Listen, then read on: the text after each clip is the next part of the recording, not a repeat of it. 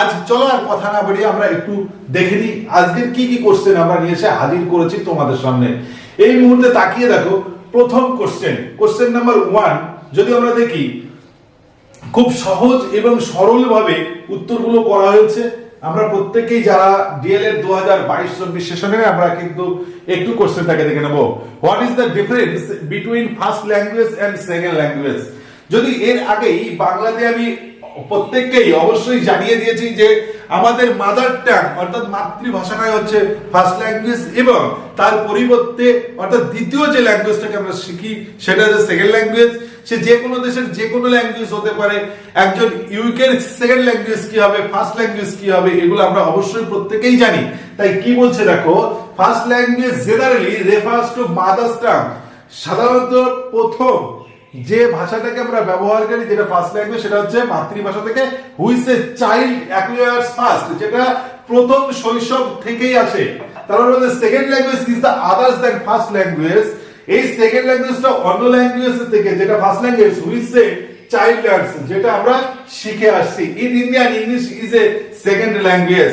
আমাদের ভারতবর্ষে ইংলিশ হচ্ছে দ্বিতীয় ল্যাঙ্গুয়েজ হিসেবে ব্যবহার করা অর্থাৎ সেকেন্ড ল্যাঙ্গুয়েজ হিসেবে আমরা ব্যবহার করি। নেক্সট কোশ্চেন, যদি এত সবিস্তারে আমাদের পড়াতে গেলে তাহলে কিন্তু এই 20টা কোশ্চেন আলোচনা করা যাবে না, আর ভিডিওটা অনেক বড় হয়ে যাবে। তাই আমরা জাস্ট সাজেশনটা দেখে নিই। আমি সাজেশনের পিডিএফ প্রত্যেকটা পিডিএফ আজকে রাত 10টার পরে আমাদের হোয়াটসঅ্যাপ গ্রুপে দিয়ে দেবো, প্রত্যেকেই কালেক্ট করে নেবে। রাত 10টার পরে আমরা অবশ্যই হোয়াটসঅ্যাপ গ্রুপে প্রোভাইড করে দেবো, অথবা আগামীকালকে সকালবেলা যে কোনো একটা সময় আমি কিন্তু পিডিএফটাকে দিয়ে দেবো। তো এবার দেখে নিই, বলছে what are the teaching journals. এই teaching journals is a written record of teaching. বলছে রেকর্ড অফ টিচিং। দেখো শিক্ষার যে রেকর্ড গুলো যেগুলো থাকে, যেগুলো experience usually committed to paper or disk. এই পেপার অর ডিস্ক অর্থাৎ হার্ড কপি অথবা যেটা পিপিটি কে বলা হয়, সেই পিপিটি আমরা কিন্তু এটা ডিস্কের উপরে রেখে থাকি। এক্সপিরিয়েন্স আর স্টিল ফ্রেশ।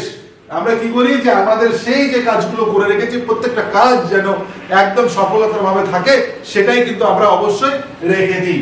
এবার চলো নেক্সট তৃতীয় নাম্বার কোশ্চেন। অনেকটা বিস্তারিত আলোচনা হয়ে যাচ্ছে, আসলে কি বলতো অভ্যাসে পরিণত হয়ে গেছে তো সবিস্তারে আলোচনা করা, যার জন্য এটা ঘটে যাচ্ছে। চলো আমরা একটুখানি জাস্ট দেখেই যাব।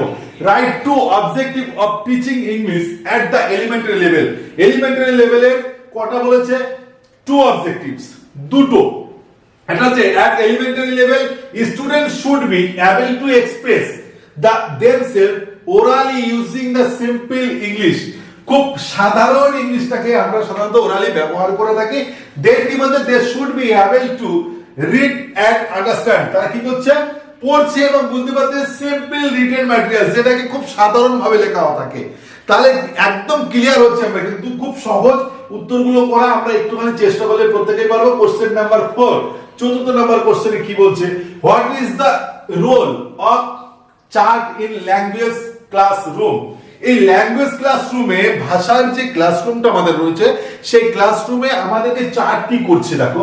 বলছে new words in a lesson can be listed. কি করছে? On a chart and displayed for the period. It will help the students to improve their vocabulary. Important rules of using the language can be displayed using chart। তাহলে কি করছে না, এই চার্টের মাধ্যমে কি করছে? ডিসপ্লে অর্থাৎ টোটালটাকে তোমাদেরকে দেখাচ্ছে, সেগুলোকে কিভাবে নতুন ওয়ার্ড একটা লেসন আমরা খুব সহজে শুনছি এবং সেগুলোকে বোঝার ক্ষমতাকে রাখছি। নেক্সট কোশ্চেন নাম্বার 5, 5 নম্বর কোশ্চেনটাকে একটু দেখে নিই কি বলছে। 5 নম্বর কোশ্চেনটা খুব ইম্পর্টেন্ট, দেখে নিচ্ছি। State two reason why grammar transformation method remains so popular even today। Grammar translation method promotes reading and translation skill। এই রিডিং ও ট্রান্সলেশন স্কিলে গ্রামারটা খুবই ভীষণ গুরুত্বপূর্ণ। ইট ইনক্রিজেস স্টুডেন্টকে কি করছে? বাড়াচ্ছে জেনারেলি ইন্টেলেকচুয়াল ডেভেলপমেন্ট, তাদের যে মানসিক যে বৃদ্ধিটাকে সেই বৃদ্ধিটাকে বাড়িয়ে তুলছে। So this method remain popular even today. সুতরাং এই মেথডটা বর্তমানে ভীষণ জনপ্রিয়তা রয়েছে। তাই গ্রামার ট্রান্সলেশন মেথডটা ভীষণ ইম্পর্টেন্ট আমাদের পরীক্ষার জন্য। কোশ্চেন নাম্বার 6, 6 নম্বর কোশ্চেনটাকে একটু দেখে নিই। Write two merits of the communicative approach. Communicative অ্যাপ্রোচে দুটো মেরিট লিখতে বলছে। In communicative approach meaning is the most important dialogues are not memorised students are expected to interact among themselves. তাহলে খুব সহজ যে দুটো মেরিটস অফ কমিউনিকেটিভ অ্যাপ্রোচের দুটো মেরিট বলতে চেয়েছে। তো এবার চলে যাবো আমরা নেক্সট কোশ্চেন দিকে। কোশ্চেন নাম্বার 7, 7 নম্বর কোশ্চেন কি বলছে, what is the main difference between approach and method.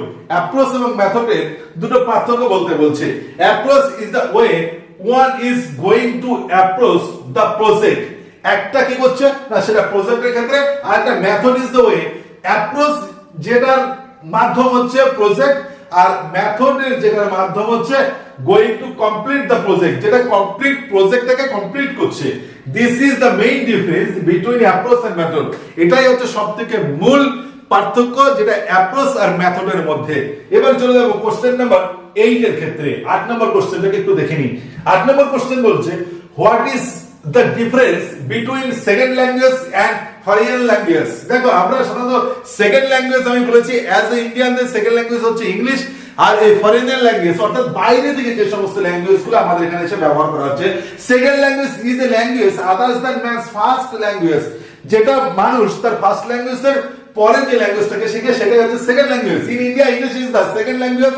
ভারতে এটাই হচ্ছে দ্বিতীয় একটা language. Foreign language is not a native language in country. It is usually studied for communication with foreigners. English is described as a foreign language in France, Japan and China. এই ইংলিশটা Japan, China এগুলোতে সাধারণত foreigner language হিসেবে আমরা ব্যবহার করে থাকি। Next question number 9, 9 নম্বর কোশ্চেনটাকে একটু দেখে নিই। 9 নম্বর কোশ্চেন কি বলতে যাচ্ছে, what are the aims of teaching speaking and English to learners at the elementary level। elementary লেভেলের লার্নার্স এর ক্ষেত্রে কি হচ্ছে, the aims of teaching speaking in English to learn at the elementary, এটা বানান ভুল হয়েছে, elementary level students will be able to communicate with others in oral form। তাহলে নাম্বার 1 বলছে student will be able to communicate with others in oral ফর্মে। Number 2 কি বলছে, students will be able to develop fluency in experience in English. খুব সহজ এবং সরল ভাবে আমি বলবো ইংলিশগুলোকে একটু নিয়ে যাওয়ার জন্য খুব সহজ। একবার পড়লে আমি বলছি প্রত্যেকটাই মুখস্থ হয়ে যাবে। আর একবার যদি আমরা ভিডিওটাকে দেখতে পারি আমি শিওর কালকে 5টা কোশ্চেন আমরা রাইট করে আসবই। How can one create a child centric drama free homely environment for teaching English in classroom? To create a child কি করছে, এই চাইল্ড সেন্ট্রিকের দুটো ক্রিয়েট করছে trauma free homely environment. Students will be allowed to participate actively in their learning. The teacher allows students to explore their interested। তাদের যে আগ্রহ, সেই আগ্রহের সবিস্তারটাকে সেখানে টিচার্স দেখতে চায়। কারণ দেখো একটা ব্যক্তি যখন তার আগ্রহের পরিমাণটা বেড়ে যায় তখন কিন্তু টিচার জানে যে এর এই সম্পর্কে কোনো ধারণা আছে অথবা ধারণাটাকে নিচ্ছে। Question number 11, what skill are develop in second language classroom. কোন স্কিলটাকে ডেভেলপ করছে ইন সেকেন্ড ল্যাঙ্গুয়েজ ক্লাসরুমের মধ্যে? 4 বেসিক স্কিল, একটা হচ্ছে listening, speaking, reading and writing. এই 4টে স্কিল সাধারণত আমরা দেখতে পাচ্ছি are develop in second language classroom. তাহলে ক্লাসরুমের মধ্যে এই 4টে যখন আমরা দেখব তখন বুঝতে পারবো তখন ডেভেলপ হচ্ছে। কোশ্চেন নাম্বার 12, 12 নম্বরের কোশ্চেনটাকে একটুখানি দেখে নিই। 12 নম্বর কি বলছে, what is the difference between language learning and acquisition. এই language learning is a conscious process. একটা কনসিয়াস প্রসেস হচ্ছে language learning. It is associated with second language. এটার সাথে সেকেন্ড ল্যাঙ্গুয়েজ হিসেবেই বিখ্যাত। Acquisition is an unconscious process. এটা কিন্তু unconscious process. It is associated with the mother tongue. এটা কি করছে, অ্যাকুইজিশনটাকে আমি এবারের টেটে বাংলাতে অলরেডি দিয়েছিল এবং এবছরে তোমাদেরকে দেওয়ার খুবই একটা টার্গেট রয়েছে, কারণ অ্যাকুইজিশন সবসময়ের জন্য আমরা দেখতে পারি সেটা হচ্ছে মাদার টাং এর ক্ষেত্রে, অর্থাৎ মাতৃভাষার ক্ষেত্রে। চলো খুব বিস্তারিত আলোচনা হয়ে যাচ্ছে। নেক্সট কোশ্চেন নাম্বার 13, 13 দাগের কোশ্চেনটাকে একটু দেখে নিই। 13 নম্বর কোশ্চেন কি বলছে, what is the role of TLM of language classroom. এই ল্যাঙ্গুয়েজ ক্লাসরুমে আমরা টিএলএম এর কি গুরুত্ব আছে আমরা একটুখানি দেখে নিই। TLM act as a support to the teacher by the providing the language input which can use in the classroom. TLM provided concert exposed to the language to be learned. দেখো TLM টাকে সাধারণত আমরা কি করছি, একজন শিক্ষকের ক্ষেত্রে প্রচুর সাপোর্ট করছে তার ল্যাঙ্গুয়েজ লার্নিং এর ক্ষেত্রে, অর্থাৎ সে যখন শিক্ষা দিচ্ছে তার ভাষাগত বৈশিষ্ট্যের ক্ষেত্রে বলো বা সেই টপিকের উপরে ডিপেন্ড করে বলো না, প্রত্যেকটার ক্ষেত্রে এই ল্যাঙ্গুয়েজ লার্নিংটাকে ভীষণভাবে ব্যবহার করছে। কোথায়? TLM ব্যবহার করছে, যেটা LTM বা TLM। এবার আসি নেক্সট 14 নম্বর কোশ্চেনে। 14 নম্বর কোশ্চেন কি বলছে, give two reason why developing the listening and speaking. এই ডেভেলপ লিসেনিং আর স্পিকিং এর ক্ষেত্রে কেন হচ্ছে are important at the upper primary level. এর আগেরটা কোশ্চেনটা আমরা কি দেখেছিলাম, এলিমেন্টারি লেভেল, এবার হচ্ছে আপার প্রাইমারি লেভেল। মানে listening is the essential for good pronunciation, একদম সঠিক উচ্চারণটাই হচ্ছে এটা। আর কি বলছে, স্পিকিং এবং ডেভেলপ করছে fluency in the expression in any language, যে কোনো ল্যাঙ্গুয়েজের ক্ষেত্রেই কিন্তু এটা স্পিকিং ক্ষেত্রে দেখা যাচ্ছে। কারণ আমরা দেখেছি অনেকে যারা অন্যান্য ভাষা থেকে সেগুলোকে বলতে পারে বাট লিখতে পারে না, কারণ অনেক আছে যারা আমরা সংস্কৃত বলতে পারি কিন্তু সংস্কৃত লেখার মতো ক্ষমতা আমাদের থাকে না। What are the different type of reading? Interactive reading is a detailed reading of a text with a specific objectives. Extensive reading is reading for pleasure with some generally objectives.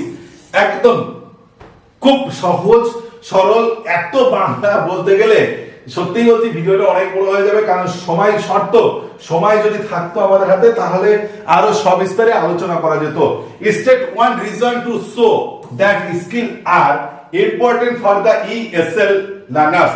ভীষণ ইম্পর্টেন্ট, শুধু এটা এই 2 মার্কসের ক্ষেত্রে নয়, ESL টা এবার 7 মার্কসের ক্ষেত্রেও একটা ভীষণ ইম্পর্টেন্টের জায়গায় দাঁড়িয়ে যেতে পারে আমার ধারণা বলছে, বাট বলা যাচ্ছে না কি হবে। We can't develop speaking skill unless we develop listening skill. তাহলে কি হচ্ছে না, যতক্ষণ না we can't develop the speaking skill, আমরা কিন্তু স্পিকিং স্কিলটাকে ডেভেলপ করতে পারছি না যতক্ষণ না unless we develop the listening skill, যতক্ষণ না আমরা কি করছি না লিসেনিং স্কিলটাকে প্রপারলি বুঝতে পারছি। কারণ আমি একটা গল্প বলছি, সেই গল্পটা যদি তুমি প্রপারলি শুনতে না পাও তাহলে সেক্ষেত্রে কিন্তু কখনোই সম্ভব নয় তোমার কাছে সঠিকভাবে বুঝে নিয়ে আসা। To converse the English but the student must understand what is the side to them. তাদেরকে কি বলছি একদম সেটাকে যদি বুঝতে না পারে তাহলে সেটা কিন্তু পসিবল নয়। এবার বলছি দেখো, to the listening to spoken English helps student to acquire the language. এই স্পোকেন ইংলিশটাকে সব সময়ের জন্য পারফেক্টলি আমার প্রত্যেকটা স্টুডেন্টের কাছে গ্রহণযোগ্যতা পাই, কারণ আমি সে সঠিক যদি জানে তবে কিন্তু সুন্দরভাবে লিসেনিংটাকে স্পিকিংটাকে করতে পারবে। নেক্সট কোশ্চেন হচ্ছে, what are the productive and respective, ঠিক আছে, স্কিলস। কি বলছে, speaking and writing are the call the productive skill. কি বলছে, বলা এবং লেখা এই দুটো হচ্ছে প্রোডাক্টিভ স্কিলের ক্ষেত্রে, আর they are also call in active skill. এবং এটাকে এই যে স্পিকিং এবং রাইটিং এটাকে আবার অ্যাক্টিভ স্কিলও বলা হচ্ছে। লিসেনিং এন্ড রিডিং শোনা এবং পড়া এইটা বলা হচ্ছে respective skills, they are also call in passive skill. তাহলে এটাকে কোন স্কিল বলা হচ্ছে, প্যাসিভ। আর তোমার হচ্ছে they are call in active skill. Active skill কাকে বলা হচ্ছে, অ্যাক্টিভ স্কিল বলা হচ্ছে কই গেল প্রোডাক্টিভের ক্ষেত্রে বলা হচ্ছে। তো চলো নেক্সট 18 নম্বর কোশ্চেন, শেষের দিকে চলে এসেছি, 20টা কোশ্চেন থাকবে মাত্র। এবার কোশ্চেন নাম্বার 18 থেকে, হোয়াট ইজ দ্য রিয়ালিয়া। রিয়ালিয়াটা কি, এক কথায় একটুখানি বাংলা বলে দিই। রিয়ালিয়াটা হচ্ছে এমন একটা জিনিস যেটার মাধ্যমে একজন শিক্ষক, এটা কিন্তু কোনো প্যাডাগজিক্যাল পার্ট না, এই প্যাডাগজিক্যাল পার্টের বাদ দিয়ে একজন শিক্ষক তার বোঝানোর যে সার্বভৌমত্ব ক্ষমতা সেটাকেই বলা হয় রিয়ালিয়া। ঠিক আছে, একটু দেখে নিই বলছে নন প্যাডাগোগি, এই তো বলে দিয়েছে non pedagogy materials are also known as a realia in language teaching real objective and things which are brought into the class as the teaching aids এই যেটা আমরা শিক্ষা দিচ্ছি তার টিচিং দেওয়ার জন্য যে এইডস অর্থাৎ যে বিষয়বস্তুগুলো তাকে আনতে হচ্ছে, টিএলএম হতে পারে বা অন্যান্য যে কোনো হতে পারে, মডেল হতে পারে যে কোনো, সেই সমস্ত গুলোকে নিয়ে আর কল রেলিয়া, সেটাকেই বলা হচ্ছে রেলিয়া। চলো নেক্সট, এবার 19 দাগের question, what is the linguistic aim? এটা পরীক্ষায় দিয়েছিল, এবছরও আবার রিপিট করতে পারে। Listening aims to the help the students to acquire a command over language. Our aim of teaching English should be the acquisition of 4 language skills: listening, speaking, reading and writing. পরিষ্কার। চলো question number এবার চলে যাব 20, এটা হচ্ছে last question. ঠিক আছে, আজকের জন্য আমি আশা রাখবো প্রত্যেকটা স্টুডেন্ট যারা ভিডিওটাকে দেখবে তাদের কিন্তু একদম মস্তিষ্ক ফ্রেশ হয়ে যাবে, আর মনে হবে না যে এর থেকে বেশি পড়ার প্রয়োজন আছে। আমি এটুকু লাস্ট মিনিট যে লাস্ট সাজেশনটাকে তোমাদেরকে দিয়ে যাচ্ছি, ভীষণ ভীষণ ভীষণ ইম্পর্টেন্ট।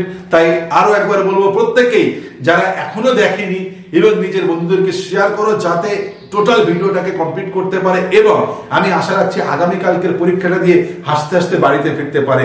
আর যারা এখনো পর্যন্ত আমাদের হোয়াটসঅ্যাপ গ্রুপে জয়েন করেনি তাদেরকে বলবো জাস্ট লাস্ট মিনিটের জন্য একটু হোয়াটসঅ্যাপ গ্রুপে জয়েন করবার জন্য এবং সুন্দর গুচ্ছিত ভাবে প্রতিটা পরীক্ষা দিয়ে আসার জন্য। তো এবার আমরা দেখে নিচ্ছি question number 20, write two main features of the audio lingual method. বলতে দ্য মেইন ফোকাস, মূল focus of the audio lingual, যেটা অডিও লিঙ্গুয়ালের method is on the listening and speaking. যেটা কি বলছে না, শোনা এবং বলা। Drills are an essential part of this method. এটাই হচ্ছে সবথেকে গুরুত্বপূর্ণ বিষয় যেটা আমরা অডিও লিঙ্গুয়ালের ক্ষেত্রে ব্যবহার করে থাকি। প্রত্যেকেই থ্যাংক ইউ, অসংখ্য ধন্যবাদ এতক্ষণ পর্যন্ত সুন্দরভাবে আমাদের এই ভিডিওটি দেখার জন্য। তো প্রত্যেকের সঙ্গে আবারও দেখা হচ্ছে আগামীকালকে।